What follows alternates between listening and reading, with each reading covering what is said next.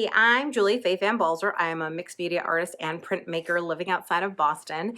And at maybe the beginning of the year, I subscribed to Scrawlr Box, which is an art supply box from the UK. And I paid for a 12-month subscription under the idea that it might get me out of a rut, get me to try some new supplies, all that kind of stuff. So every month I go ahead and I unbox the box. You get my first initial reaction to everything. Now, normally I try very hard not to mix the box in with my other supplies. But after testing them out this month, I couldn't help myself and I had to make it sort of my own. So you'll see that at the end of the video. Oh, I'm already in love with this sketchbook just from the cover. We'll have to see how the pages do, but it feels so nice, and Fabriano is one of my favorite kinds of paper. So this is the work by the artist. Looks very Zen doodly.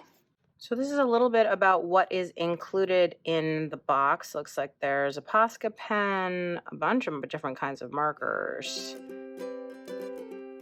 So the markers are water-based ink, so it means that I can get them to bleed. It suggests that you lay down ink on the page and sweep over a damp brush to blend out the color. You can create a wash. I'll be interested to see how this paper in this notebook holds up to that. Wow, I can't believe how many markers are in here. Normally, this seems like way beyond the amount of supplies you normally get. That's amazing. Here's the card that has the short version of everything and the sticker. Okay, so let's just go through these. Again, this information card comes with it so that you can read all about everything on here. I'm not sure how to pronounce this. Broinzeal fine liner brush pens. This is the Tokyo and Venice sets. With this box, we are providing you with not just one set of pens, but two. Each set is a collection of complementing colors. These sets are perfect for urban sketching, hand lettering, bullet journaling, brush lettering, and drawing. Each of these pens is dual tipped with a brush tip for varied thickness line making and a 0.4 millimeter durable fine tip for precise detailing. These pens contain a water-based ink, so you can reactivate them with water or create washes and blends with a little water and a brush. Test it out. So these have a really cool triangle design, so they're not going to roll away on you, which is interesting. And they're definitely designed so that you can actually feel which end is, you know how sometimes with dual tipped markers, you're trying to figure out which is the small end and which is the big one. This one actually, this feels bigger and this feels smaller. It's tapered, which I think is really cool. Maybe I'll take out a lighter color. You might be able to see it a little bit better. You can definitely see the triangle end, and then I think you can see that this end is bigger than the end in this hand. So let's see all the colors. So this is the Tokyo edition, and this is the Venice edition.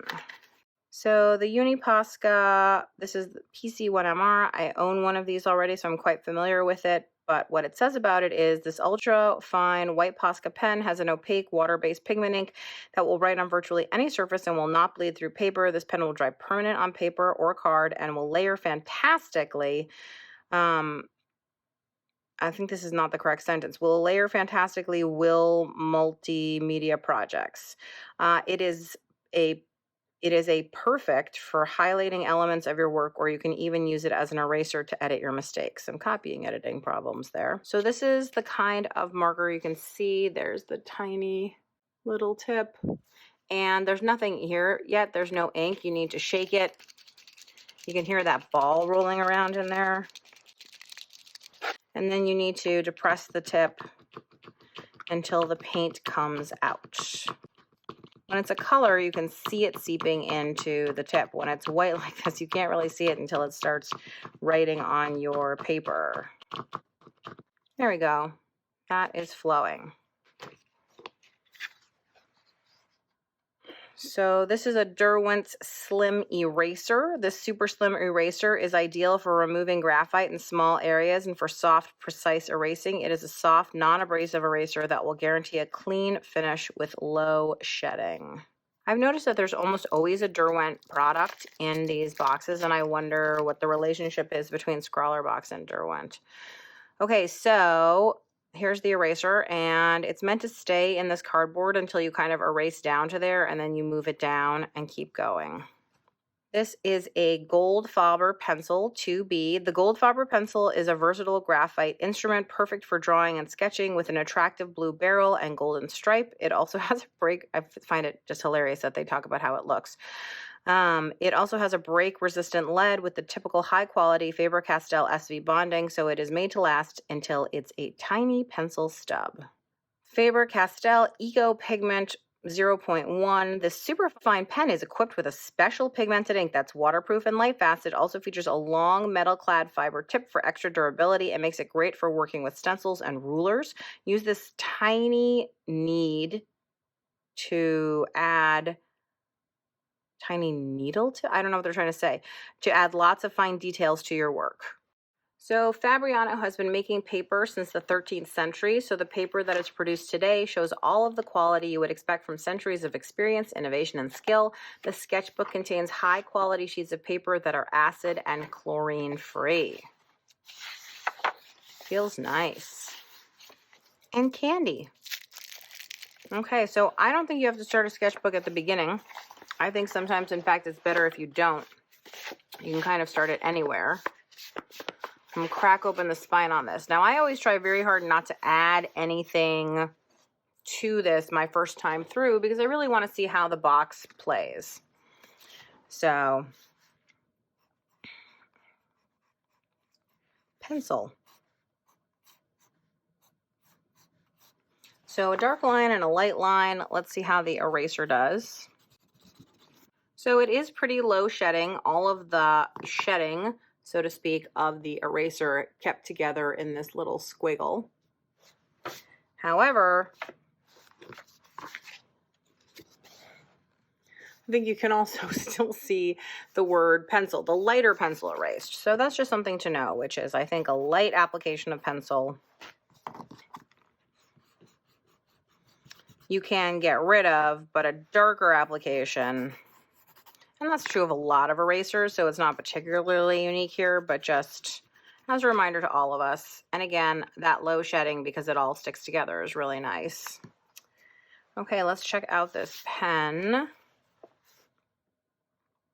Ooh, that is a fine tip. I do not normally do work this fine. So I assume this is a competitor to the Pigma Microns that I've been using forever and ever. Very nice fine line. One of the things I noticed right away about this pen is that it has the barrel narrows where your fingers go. So this part is fat and this part is much thinner, and it has these grooves on it, which make it kind of more comfortable to hold, I think. I think one of the reasons I'm not always a super fine line person is because I like to work a little larger, and I find that fine lines are very effective when you work very small, but it takes a lot to make them have an impact in a big space. Okay, I'm going to wait to put the white down until there's something more to put it on top of. So let's go and try out. I got to try every single color, right? So let's see. Do these have names on them? They do not. That's so interesting. So I don't know what this color name is, but oh, it's much more brown than I thought it would be. Interesting. And this is the fine line end.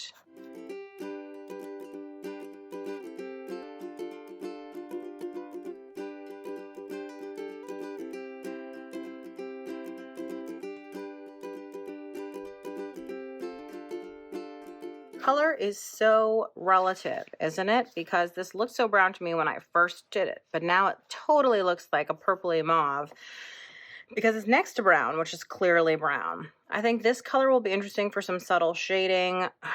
I have a lot of trouble with some of these lighter colors, but I see a wide range of values here, which is really nice. So the question is, what am I doing with all of this? What is this becoming? Well, let's see, shall we?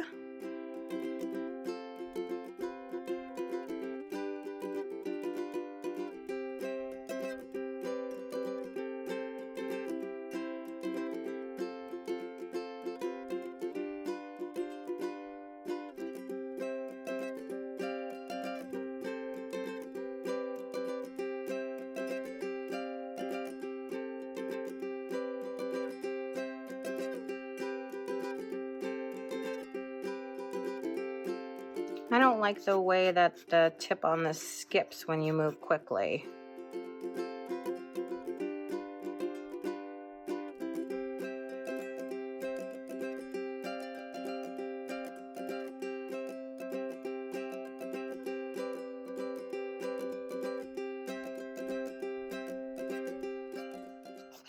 I really don't like this small tip.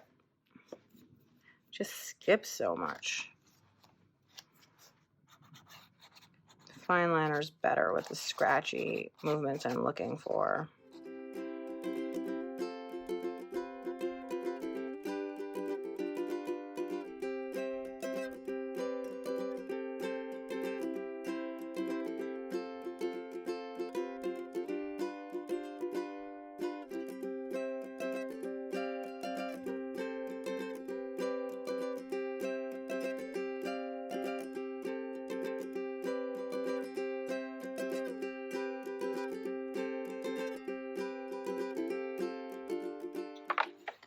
So I'm impressed by the lack of leak through here.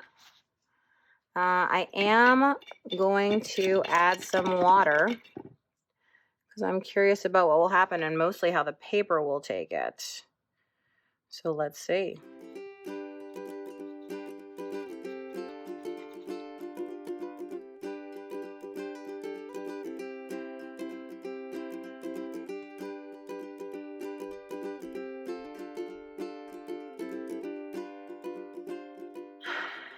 I mean, I'm kind of disappointed. They move a little bit, not enough to really be interesting, just enough to be annoying that they're not permanent.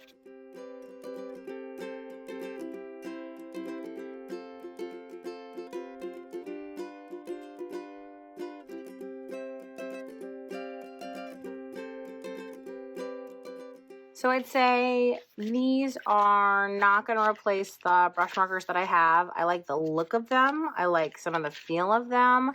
Some of the colors are very nice. They're not the traditional sort of bright colors. They have a more grayed out thing.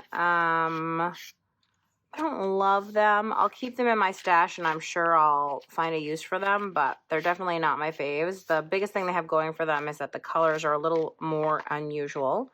This is a totally fine black pen. I don't use this size of pen, like I said, but I think I'll, keep it around and maybe change that.